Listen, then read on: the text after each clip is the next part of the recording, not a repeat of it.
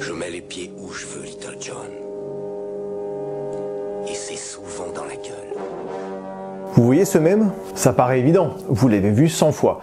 Et pourtant, si vous pouvez profiter de ce contenu et de milliards d'autres dans le même style, c'est grâce à une série de petites révolutions menées par un gars qui n'hésitait pas lui non plus à mettre des coups de pied dans la gueule, y compris au Congrès américain. Mais si je peux être tenu au courant de l'actualité d'Anna de Armas, écouter les podcasts des copains, quelques liens en description, ou tout simplement pouvoir préparer mes vidéos de la manière la plus complète et transparente possible, c'est aussi grâce au même grand génie, le maître Yoda d'internet. Et pour mieux comprendre l'importance primordiale de son travail, j'ai fait appel au pote de Qu'est-ce que tu geeks.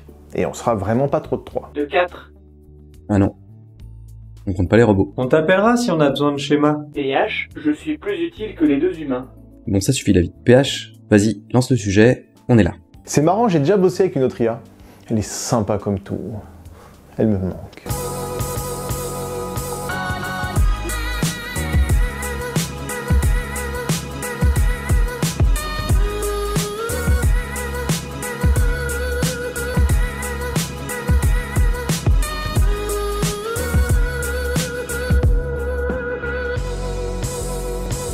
Aaron Swartz est né le 8 novembre 1986 à Chicago. Et jusque-là, à peu près tout le monde s'en tape. Enfin, moi le premier. Enfin, c'est très cool qu'il soit né, hein, mais que ce soit un 8 novembre ou un 14 juillet, je m'en bats globalement les noix. C'est l'aîné de 3 frères. Ouais, voilà, donc encore une information totalement inutile. Ça va devenir science de comptoir, hein, cette chaîne à ce rythme-là. Non, 2023, j'arrête les crottes de nez à Yann. C'est fini cette période. Bref, ça, Osef, ça, je comprends même pas ce que ça fout là. Ah si, voilà, une info intéressante. À 3 ans, le moutard apprend à lire tout seul, comme Marie Curie. Il lit un truc sur le frigo au calme. Bon, Marie Curie, c'était pas la promo des churros à la fête foraine épinglés sur le frigo, hein, c'était des livres de chant de l'église. Allez voir l'épisode que j'ai fait, hein, c'est tout expliqué. Mais bref, voilà, vous avez compris le principe. Lire tout seul, 3 ans. Moi, à 3 ans, mes passions, c'était ça.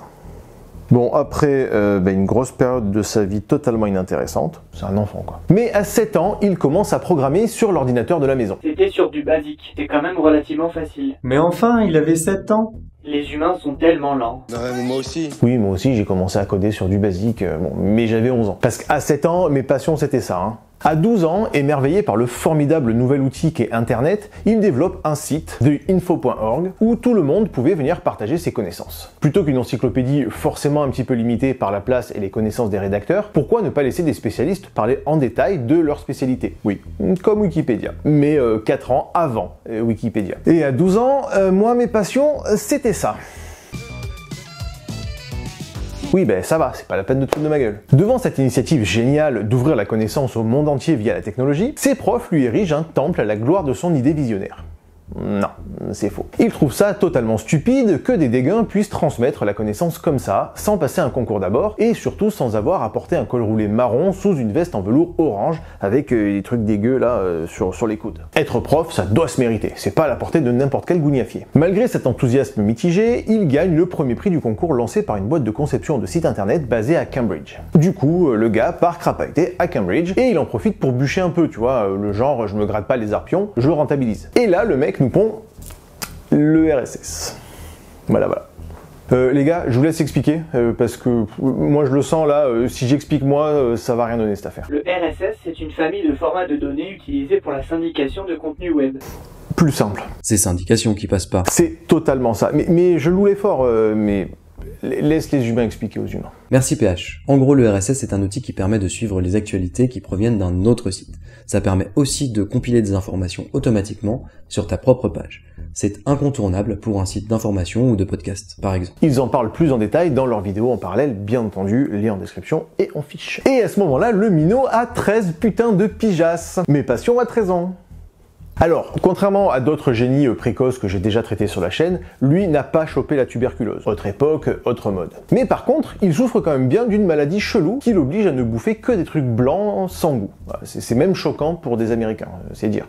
Mais bon, le mec est bien, il vit sa meilleure vie, et il rencontre alors, et devient son pote dans le plus grand des calmes, Tim Berners-Lee, l'inventeur du web, 45 ans à l'époque. Alors forcément, quand ta vie c'est écrire l'histoire et tailler le bout de gras avec Dieu lui-même, l'école, bah ça a légèrement tendance à te les brouter. Il voit pas bien l'intérêt que des profs moyens lui réchauffent un à peu près de connaissances, alors qu'il peut les lire directement dans les livres bien plus précis sur tel ou tel sujet. Alors il vagabonde, il divague, et se met à réfléchir à des problèmes bien plus importants que des putains de baignoires qui fuient. Le jour où on saura combien d'eau Pierre-Jacques ont utilisé pour se laver les culs, on sera bien avancé là.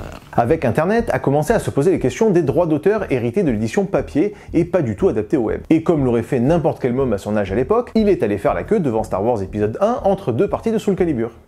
Non, c'est également faux. Non, il se prend juste un billet d'avion pour aller écouter Lawrence Lessig d'Harvard à la Cour suprême. Lessig pose alors les bases du fameux Creative Commons.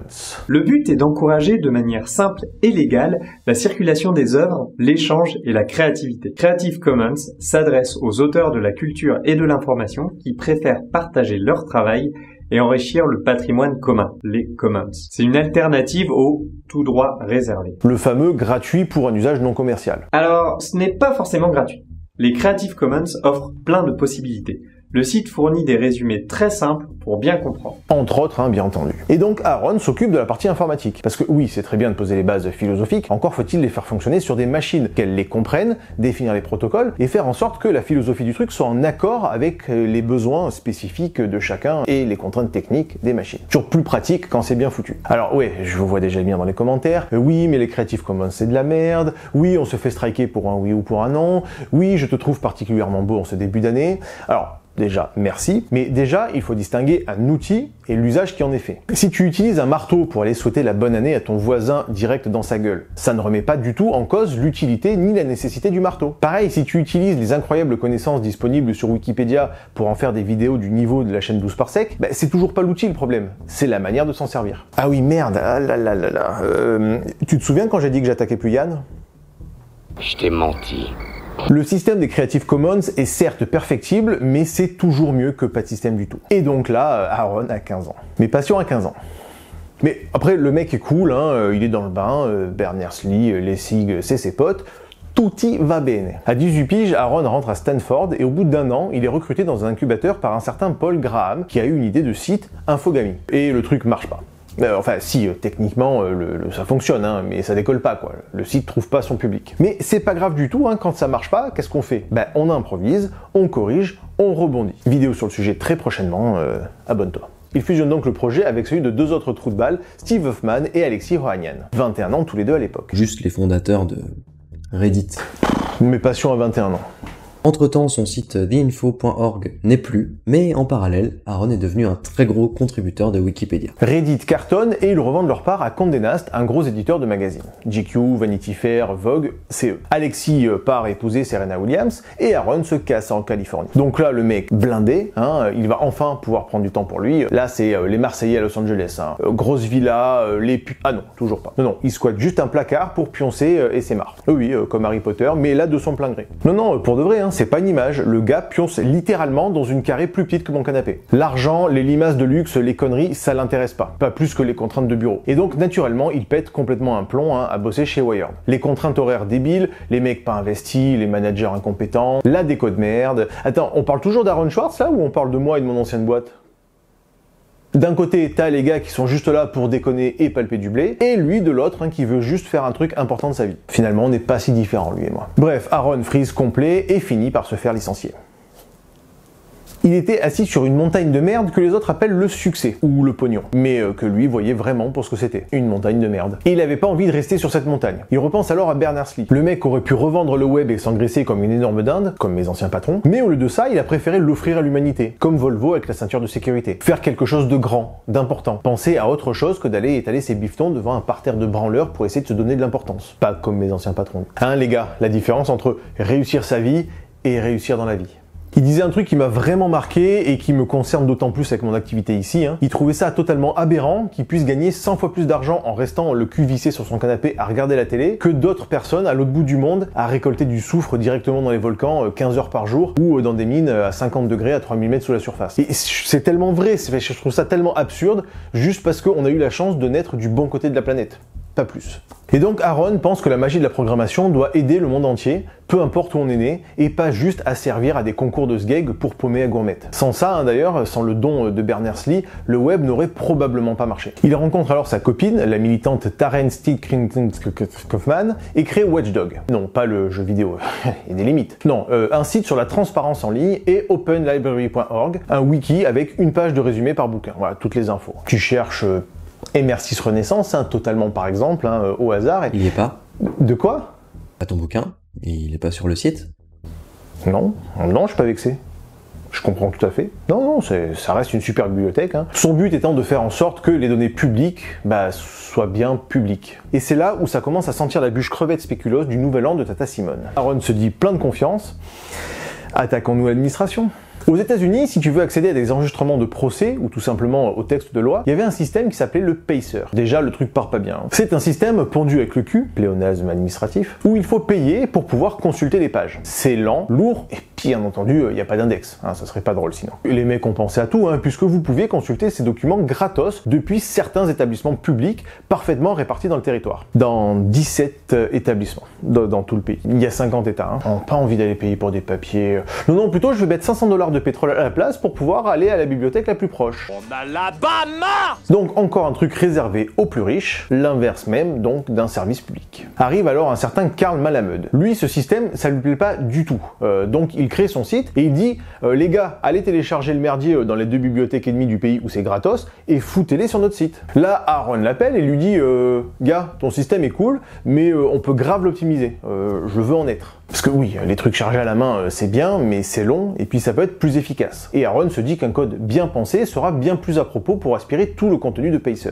Il écrit un programme et se rend dans une bibliothèque. Il va y télécharger 760 gigas de données, soit 20 millions de pages. Bon, et forcément, un tel mouvement, ça met l'anus à l'oreille de 2-3 gars à la bureaucratie. Rien d'illégal, mais bon, les lois, on leur fait bien dire ce qu'on veut. Là, t'as Fox Mulder, salut Georges Caudron, qui commence à lui coller au fiac comme les sièges en Sky de la Fuego en été, et il le fout sur écoute. Et forcément, il commence un peu à avoir les miquettes, le gamin, lui et tout son entourage. Aucune charge n'a été retenue au final, parce que, encore une fois, absolument rien d'illégal, mais bon, ça te fait pas rêver à des soirées détente, ce genre de cagade. Mais bon, finalement, ça ne le calme pas pour autant. Et Aaron s'attaque à un autre problème global, la littérature scientifique et le partage de connaissances. Les facs possèdent quasiment toutes les publications scientifiques, des plus anciennes aux plus récentes, numérisées, mais qu'il faut payer une blinde auprès d'éditeurs pour pouvoir les consulter. Alors que souvent, ces archives sont numérisées et hébergées grâce à de l'argent public, donc devraient être accessibles gratuitement au public. Mais c'est les éditeurs qui se goinfrent. Pas le chercheur, pas les labos, juste les éditeurs. Et parmi les éditeurs, il y en a un qui s'appelle JSTOR. Et il se trouve que les gars du MIT ont un accès gratuit à toute leur collection. Aaron va donc créer un petit programme pour aspirer tous les articles un par un depuis le MIT. Il se crée un compte au nom de Gary Host, le petit malin.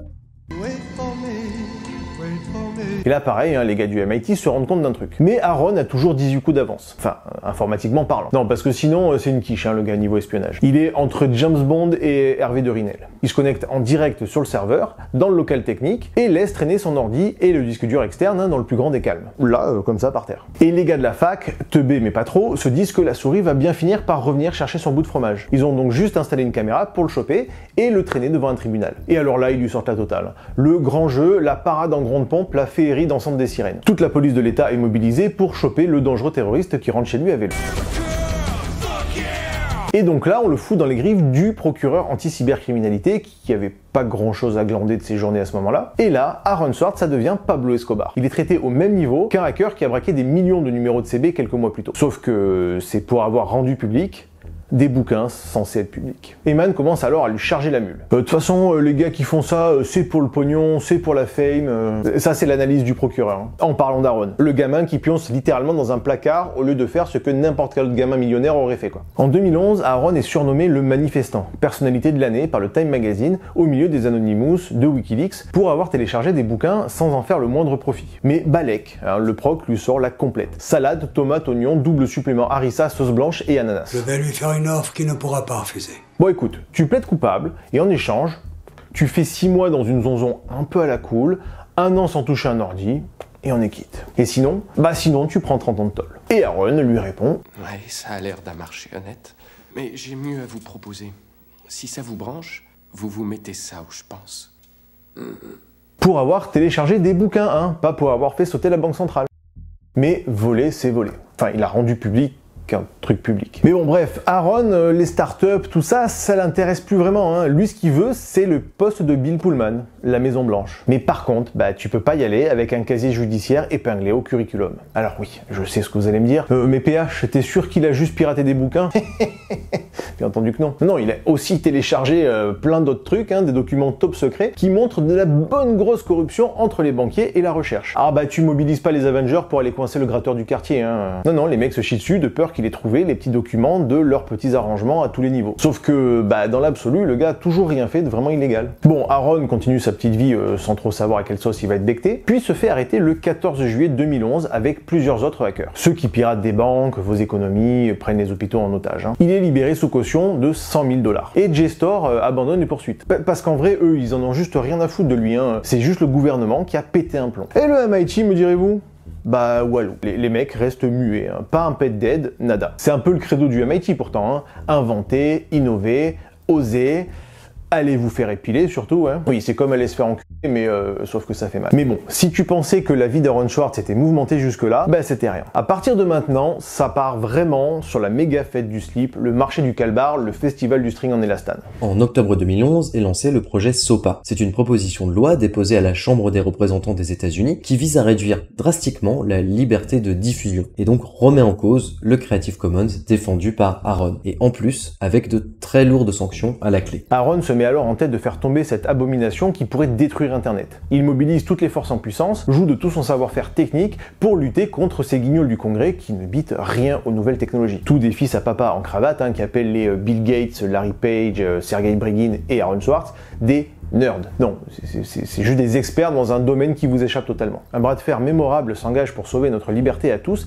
et contre toute attente, en janvier 2012, il gagne son combat. Wikipédia, Reddit, Google, tous les plus gros sites se mettent en berne. Tout le système internet est mis en pause et les utilisateurs appellent le Sénat américain en masse. Voilà, une bonne grosse bûche à la carotte qui vous ont mis les nerds. Forcément, comme d'habitude, tous les politicards font ce qu'ils font de mieux, hein, ce pourquoi on les a formés, ils retournent leur veste dans le sens du vent et finalement, le projet est abandonné. Aaron et ses soutiens célèbrent la victoire, mais il a gagné contre les pires adversaires au monde. Les gens dont l'ego n'a d'égal que leur monumentale incompétence. Donc là, notre gamin, en septembre 2012, il se retrouve accusé non plus de 4, mais de 13 chefs d'accusation, sur la base d'une loi pondue suite au film de 1983, War Games, avec Matthew Broderick. Un film pour ados où un lycéen prend le contrôle du centre des commandes de l'armée américaine et manque de déclencher une guerre. Depuis sa chambre. C'est con, c'est aussi crédible que le son dans l'espace dans Star Wars, mais c'est suffisant pour faire flipper les costards d'en haut et qu'ils pondent une loi pour se protéger des 4 gamins qui avaient un ordi dans leur chambre en 1983. Cette loi dit en gros que si jamais vous mentez sur internet, vous risquez de graves poursuites. Tu mets 1m75 sur Mythique au lieu de 1m70, tu vas en tôle. Non, non, je fais pas ça. Non, non, c'est un exemple. Non, non, je fais bien 1m75, 1m77 pour être précis.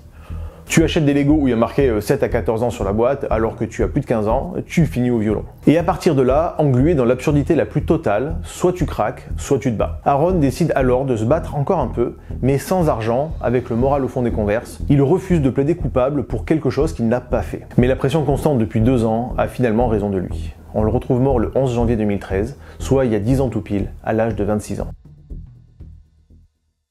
Lavoisier, Tesla, Swartz, d'immenses génies, des précurseurs dans leur domaine, des esprits infiniment supérieurs qui ont fait avancer le monde comme personne avant eux, coupés dans leur élan, broyés par la bêtise, la cupidité et l'ego d'une poignée de ce que l'humanité a produit de pire. Les hommages des grands noms d'internet, Berners-Lee en tête, affluent. La colère gronde, tous sont unanimes, nous avons perdu le meilleur d'entre nous. Suite à son décès, le Computer Fraud Abuse Act, cette loi stupide et dépassée, a été réformée. Elle s'appelle désormais la loi Aaron. Aaron Swartz a structuré Internet, il a défendu la liberté, notre liberté de créateurs et de spectateurs, il a donné accès à l'information et a contribué à faire d'Internet et du monde un endroit un petit peu meilleur. En août 2013, Aaron est nommé au temple de la renommée d'Internet dans la catégorie innovateur, aux côtés de Tim Berners-Lee, Ray Tomlinson ou encore Jimmy Wales. Merci au poteau de Qu'est-ce que tu geeks pour m'avoir proposé cette collab en hommage à un immense génie qui a façonné notre monde comme seulement une toute petite poignée d'autres avant lui. Et sans qui, probablement, je ne ferais pas ce métier-là. Toutes les infos et liens vers leur chaîne sont en description, bien entendu. Si Internet aujourd'hui existe avec ses défauts et surtout ses immenses qualités, si on a la possibilité de pouvoir dire ce genre de choses également sur YouTube, si vous avez la possibilité de vous informer et de consulter autant de documents librement, vous le devez à ce petit bonhomme qui aura 26 ans pour l'éternité. Le génie est partout.